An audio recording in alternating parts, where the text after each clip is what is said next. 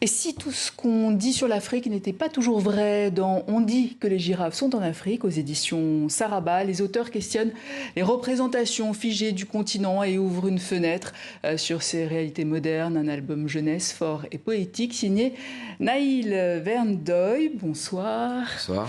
Et bonsoir à vous, Farid Malkipol. Bonsoir. Alors, en quelques mots, c'est l'histoire d'une petite cigogne, Saya, qui s'apprête à effectuer sa première migration en Afrique avec sa famille. Alors, pourquoi avoir choisi le point de vue d'une cigogne ? Oui, alors une cigogne, c'était intéressant parce que c'est un animal qui voyage. C'est un animal souvent emblématique de beaucoup de régions, notamment en France.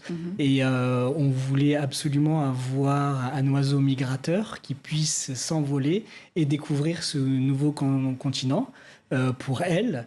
Et elle avait hâte de découvrir les animaux et elle avait tout un imaginaire autour de ce continent. Et c'était justement intéressant d'interroger cet imaginaire avec la réalité de ce qu'elle allait découvrir. Et d'ailleurs, c'est un livre hommage à Hakim, Rohan, Layan, Jérémy, Louise, vos enfants ? Une partie de nos enfants, les enfants aussi de l'illustratrice Audrey Sarraut, son fils. Et on a aussi mis l'enfant de l'éditeur. C'est les éditions Saraba qui sont basées à Dakar. Et c'est vrai qu'on a beaucoup travaillé à 4 finalement avec Farid, avec Audrey Sarraut, l'illustratrice qui a magnifié notre texte. Et aussi avec Souleymane, donc le directeur de la maison d'édition Saraba qui est basé à Dakar. Donc c'était vraiment un travail à 4.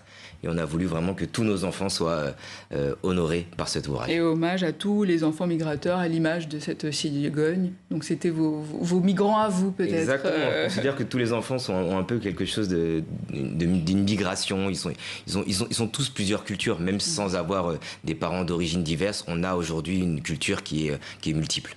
Alors votre ambition est de déconstruire des clichés sur l'Afrique. Lesquels, par exemple ?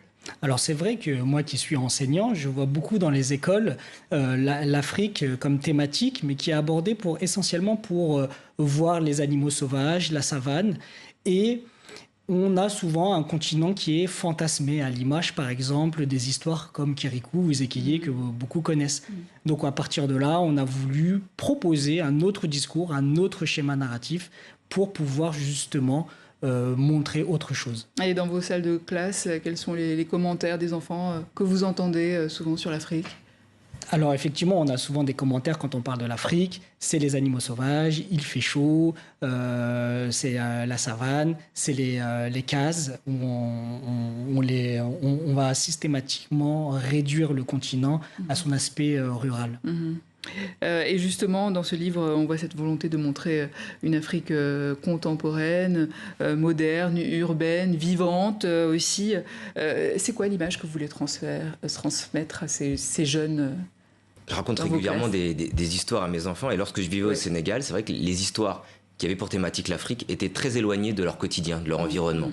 Et on était à Dakar, une ville en pleine effervescence, et j'ai eu envie vraiment qu'on participe à la construction d'un nouveau narratif très contemporain, en équilibrant un peu les discours. Il y a des Africains qui habitent dans les milieux ruraux, mais il y en a tout autant aujourd'hui qui habitent dans les grandes villes, dans des métropoles, voire des mégalopoles en Afrique, qui sont connectés à Internet, au téléphone, qui ont des trains, des voitures, des avions.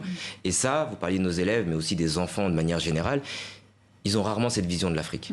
Ils ont vraiment une vision, comme le disait Farid, une vision d'une Afrique rurale et sauvage, complètement exclue de la modernité et de la mondialisation. Justement, vous disiez que vous êtes enseignant et historien, tous les deux. Comment vos parcours ont-ils nourri ce projet littéraire ? Je pense que c'est un parcours. Bon, on se connaît depuis l'université, justement, dans notre fac d'histoire. Et c'est vrai qu'on a fait des spécialités tous les deux sur l'histoire de l'Afrique. Donc on avait toujours eu envie vraiment de travailler sur l'Afrique. J'ai écrit un autre ouvrage un peu pour déconstruire aussi l'histoire de l'art en lien avec l'Afrique. Et ça, c'est quelque chose qui nourrit toujours notre vie au quotidien. On est aussi père de famille. On a des enfants et on n'a pas envie qu'ils aient les mêmes préjugés qu'ont pu avoir un certain nombre d'enfants jusqu'à ce jour. Alors il y a justement ces rappels pédagogiques aussi à la fin de votre livre, pour petits et grands, sur la vraie proportion de l'Afrique.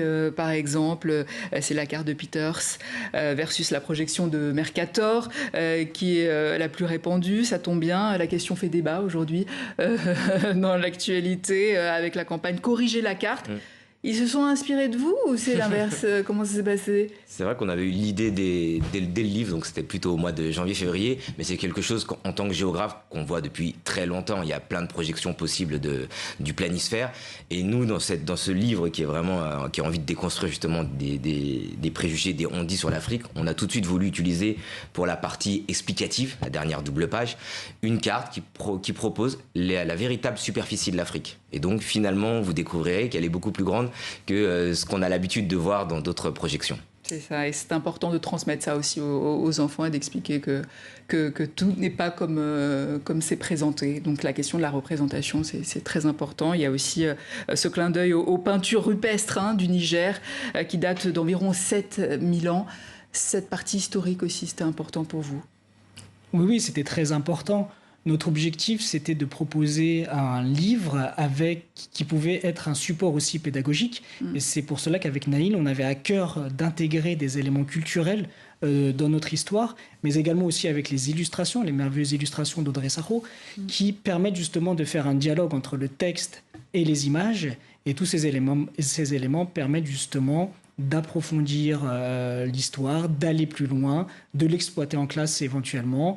Et donc, c'est tout ce qu'on a voulu faire. Et justement, avec l'illustratrice sénégalaise Audrey Sarraut, comment s'est passée cette collaboration? Alors nous, on est deux hommes de la diaspora. Je suis d'origine sénégalaise et d'origine algérienne. Et on voulait pas que le livre ce soit juste un regard d'enfants de la diaspora. On avait besoin vraiment d'un regard, déjà d'une femme, pour équilibrer, et en plus d'une femme du continent africain. Et ce que Audrey Sarraut a permis, et son travail nous a même poussé à retravailler notre texte parce qu'elle avait une véritable vision de l'Afrique pour y avoir vécu toute sa vie et il y avait des petits détails qui étaient vraiment importants qu'elle a pu apporter.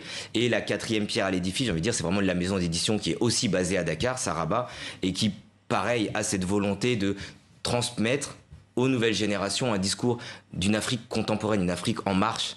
Et pas seulement exploiter uniquement nos pères qui ont écrit précédemment, mais vraiment d'accompagner une nouvelle génération d'écrivains et on a pu en bénéficier et on les remercie encore. Et après ce très beau livre, d'autres projets à venir sur cette démarche éducative toujours? Alors pourquoi pas, mais déjà ce livre est entre les mains des enfants français depuis le mois de juin et des enseignants, on a déjà quelques retours très positifs, des exploitations en classe, donc c'est vraiment très intéressant. Et le livre vient maintenant de sortir au Sénégal, donc on en est très fiers et on attend impatiemment le retour des enfants et des parents sur notre travail parce que ça nous tient beaucoup à cœur. Et toute l'Afrique de l'Ouest peut-être oui. Après. On dit que les girafes sont en Afrique aux éditions Saraba. Merci Naïl Verndoy et Farid Malkipol. Bravo aussi à Audrey Sarraut pour les illustrations.